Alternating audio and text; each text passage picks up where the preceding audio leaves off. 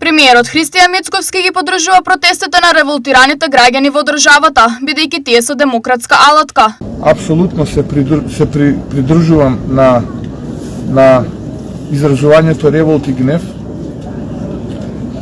затоа што уште многу работи пред нас останаа да се решат, но ќе се бориме до последен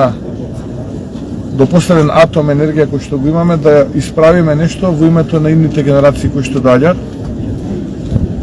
Преку ноќ не може ништо да се направи, иако направивме многу работи. Ќе повторам изминатиот период, поразивме неколку мафијашки здруженија кои што за жал функционира во државата.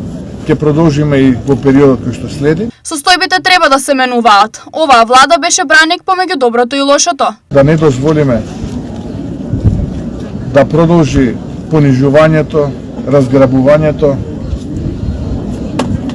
националното уништување на Македонија.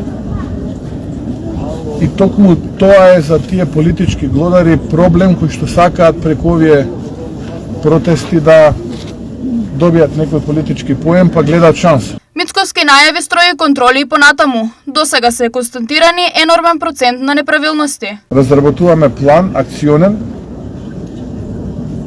за одреден период да се прогласи мораториум и да се отстранат сите тие неправилности за оние кои што сакаат да функционираат со дејноста со која што функционираат.